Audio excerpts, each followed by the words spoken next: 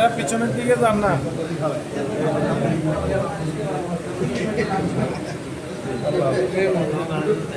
video